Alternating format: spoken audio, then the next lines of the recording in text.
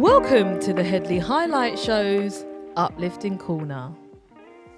My show often covers matters that deserve serious discussion. But in life, we need light as well as darkness. So here is this week's contribution. This week, I found an interesting story about a problem being solved by thinking outside the box. Now, before I jump into this week's headspace about thinking outside the box, I'd just like to thank everyone who's been liking, listening, sharing, and commenting on my on my content. I really do enjoy preparing the stuff for you, even though it's a slog every week. But you know, it does make me feel good when I share it with you and people interact with my artwork. And I just wanted to say thank you for everyone for doing that. I'm at the point now where I've got 2,040 subscribers, which is amazing. Last week I had 2,000, and the week before that I was aiming to get to 2,000, which I've reached. So I'm aiming to get to 2,100, then 2,300, and then into 3,000, and then moving exponentially into the stratosphere. That's the plan. So thank you so much for your listening ears, your encouragement, your warm words, and your donations, which you can make at denisehedley.com. I'm very partial to free wings and chips and a Miranda or a bit of Bitcoin. Thank you. Yes, please. And just keep coming back and I'm happy to serve. Right, let's jump straight all into this uplifting corner this week about thinking outside the box, which is one of my watchwords. India has the largest population of any country, nearly 1.5 billion. It's rapidly transitioning into a major power, but some areas of the country still lack basic infrastructure. The city of Bush-Sawal, I've probably done that wrong, Bush-Sawal sits in the dusty plain of central India.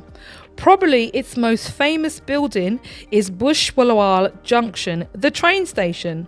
The junction is one of the busiest railway depots and railway divisions, and its female manager, IT Pendry, runs one of the world's most used and most complicated railway networks.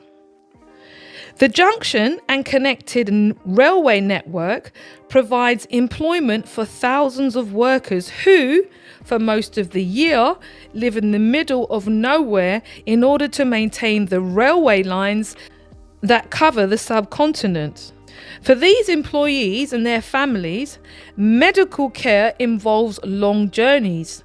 Itty conceived the idea of a hospital on wheels because she wanted to provide medical aid to sick and injured employees. Now just think about Meals on Wheels, which was, I'm sure, the brainchild of someone in the community, and that used to work for so many mature people, especially during COVID. And you tell me now, any local authority that does Meals on Wheels and they haven't contracted the service out to some service provider, and it's not how it used to be back in the day before COVID. That's an example, in my opinion, of thinking outside the box. So let's get back to this. With more than 25,000 railway workers and their families spread across vast remote areas, many did not have access to essential health care or timely diagnosis needed to prevent worsening health issues, which of course would have impacted on the productivity of the railway. The remoteness of these areas, coupled with the shortage of medical professionals, aggravated problems. Itty equipped an old first-class train carriage with an ECG station, blood collection lab equipment, obstetrics, gynecology facilities and treatment rooms. The carriage, painted white and festooned with flowers, now crosses the region railway lines, providing medical care to the vast regiment of railway workers. What a fantastic idea. In just one day, the railway coach delivered essential care services to 159 employees, 72 family members, and 25 retired workers. And that example, that this employee had the foresight and vision to create is so very important. It's about thinking outside of the box. And what she basically said to herself is, look, we could probably be more productive as a railway line if we looked after our employees' healthcare in addition to having them work for us. And to me, that's such an important synergy. But it's also about thinking outside of the box. And while I was reading this, I'm thinking about my organization that I work for. I work for a charity called the Civil Service Retirement Fellowship, and it's been going for 60 years. And it was the brainchild of an MP called Douglas Houghton. And to me, we're celebrating our 60th year this year, and it just makes me really understand the importance of having vision, of being able to sell that vision to other people, getting people on board and having other people believe in your vision that you have. The charity I work for, we look after retired civil servants. We have got several groups that stretch the length and breadth of the UK, where mature civil servants, they meet, they have fellowship, they have book clubs, they have speakers, and they have purpose in later life. Because he said that, I'm getting emotional.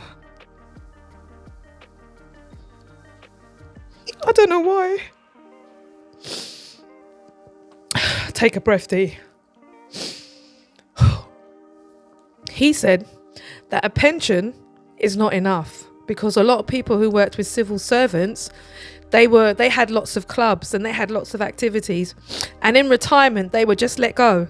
But he wanted to set something up so that it lasted, and it's an important legacy. As you can see, I'm very passionate about my job. But the point is this: sometimes you got to think outside the box.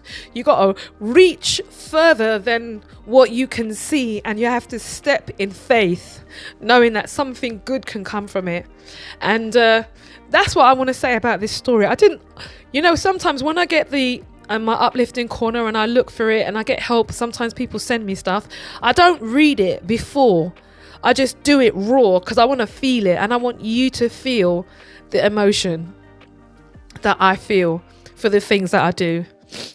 And I think that's really important, to have a real sense of conviction about the things you do, be it your content, be it your job, be it your partner, be it growing your potatoes, because this week I kicked it out the park with my potatoes. I harvested them. I'm so happy about my harvest. But it's about that whole thing. It's about being there and like saying to yourself, you know what, I'm going to be impactful.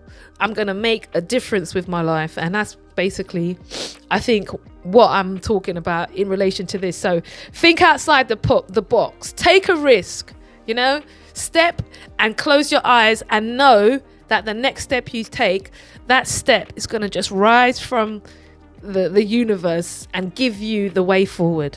And that's it. Don't forget to make a donation. I'm very partial to free wings and chips. And also visit the CSRF website. We're trying to get digital donors.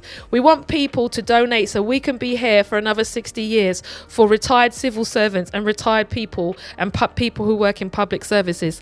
So jump on and support a really well charity. And cut. And don't forget to make a donation to DeniseHeadley.com as well. And I'll see you next week. Thank you so much for your listening here. And cut.